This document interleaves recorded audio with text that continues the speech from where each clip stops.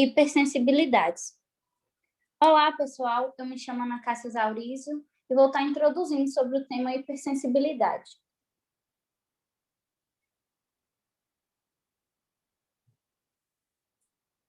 O que é a hipersensibilidade? Chamamos de reações de hipersensibilidade aquelas que vão ocorrer de forma exagerada ou de forma inapropriada. Essas reações elas vão ter origem de uma resposta normal, só que em algum momento elas vão estar processando de forma indevida e algumas vezes vão estar promovendo um processo inflamatório ou causando alguma lesão tecidual. O que pode ocasionar o indivíduo? As manifestações aos indivíduos elas vão estar variando de acordo ao tipo de hipersensibilidade. Nisso pode estar envolvendo a pele, olhos, nasofaringe, tecidos bronco-pulmonares, lesões celulares, vasos sanguíneos de pequeno calibre, pulmões, articulações, os rins. Também pode estar afetando uma variedade de órgãos e tecidos e também pode estar correndo o risco de estar desenvolvendo alguma doença autoimune. Além disso, essas reações elas podem ser geral ou pode estar envolvendo um órgão individual, sendo comum também as pessoas que desenvolverem ter proteinúria e hematúria.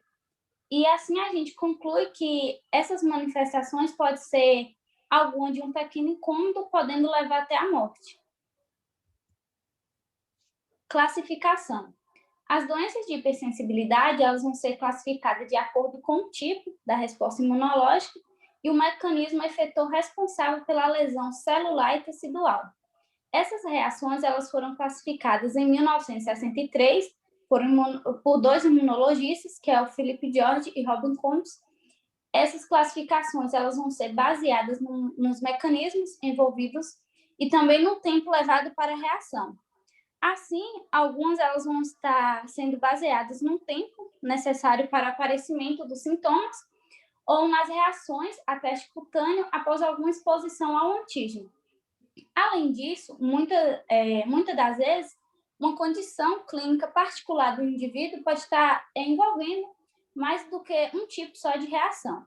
E assim a gente tem 4 tipos, que vai ser a hipersensibilidade tipo 1, hipersensibilidade tipo 2, hipersensibilidade tipo 3 e a hipersensibilidade tipo 4.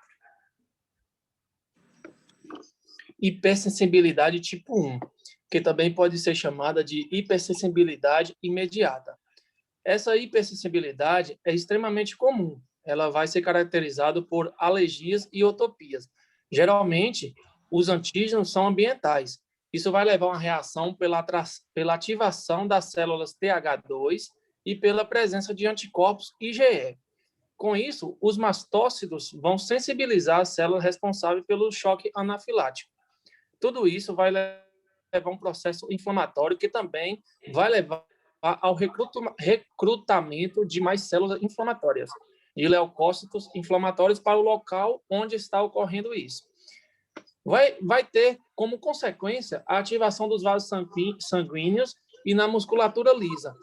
Esse processo, como o próprio nome já diz, ele ocorre de forma rápida. Vai ocorrer cerca de minutos ou horas depois da presença do antígeno. E podemos citar alguns exemplos, como a rinite, asma brônquica e anafilaxia. A hipersensibilidade do tipo 2, também conhecida como hipersensibilidade citotóxica, afeta vários órgãos e tecidos. E diferente da hipersensibilidade do tipo 1, a do tipo 2, ela vai ter outro mecanismo, que eu vou estar falando mais à frente a respeito, e outro tempo de duração. E essa diferença se dá devido ao fato da do tipo 2 ser mediada por anticorpos das classes IgM ou IgG, além de algumas outras proteínas do complemento. Geralmente, vão ser os autoimunes que começam a atacar substâncias que são endógenas, que são as substâncias que já estão presentes em nosso corpo. Esses autoimunes, eles identificam essas substâncias como antígenos e começam a criar anticorpos contra esses antígenos. Os fagócitos e as células NK também vão estar agindo. Quanto ao mecanismo de ação, vai ser basicamente a opsonização e fagocitose que vai resultar na inflamação. A hipersensibilidade do tipo 2, ela acontece quando as células do nosso corpo começam a identificar as substâncias endógenas como antígenos, o que acaba ativando os linfócitos B, que quando entra em contato com a proteína endógena, se ativa e acaba se convertendo em plasmócitos. Esses plasmócitos começam a produzir duas imunoglobulinas, que são o IgG e o IgM. Então, os anticorpos começam a fazer a sinalização do antígeno para que o mesmo seja fagocitado. E esse processo ele é denominado de opsonização. Existe também a ação das células NK, que se liga de forma direta na substância endógena para que ele também seja lisado e morto. A hipersensibilidade do tipo 3 é conhecida como, ou também conhecida como hipersensibilidade citotóxica ou mediada por inocomplexo. Ela é mediada pela formação de complexos imunes e ativação do complemento. Os produtos da separação do complemento servem como moléculas efetoras imunes que provocam vasodilatação localizadas e atraem quimiotaticamente os neutrófilos.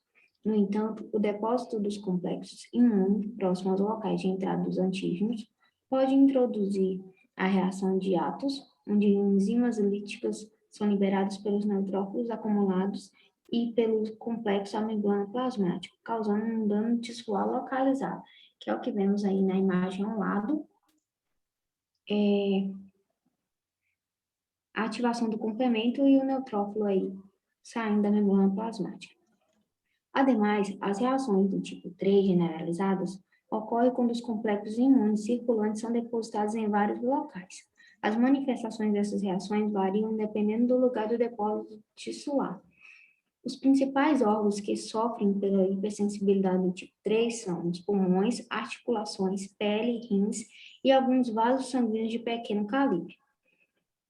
Temos como exemplo dessa hipersensibilidade do tipo 3, doença do soro, o lúpus eritematoso sistêmico.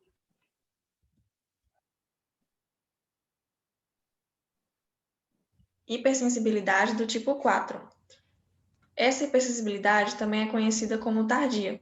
Isso porque o tempo para manifestação das reações após exposição ao alérgeno pode variar entre 48 e 72 horas. É mediada por linfócitos T, células dendríticas e macrófagos.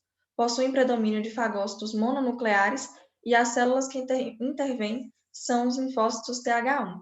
Em seu mecanismo, o antígeno passa o tecido subcutâneo, é processado e apresentado pelos macrófagos. Em seguida, as células TH1 reconhecem o antígeno apresentado e liberam citocinas inflamatórias que resultarão no aumento da permeabilidade vascular e no recrutamento de fagócitos e células T para o local, caracterizando a inflamação.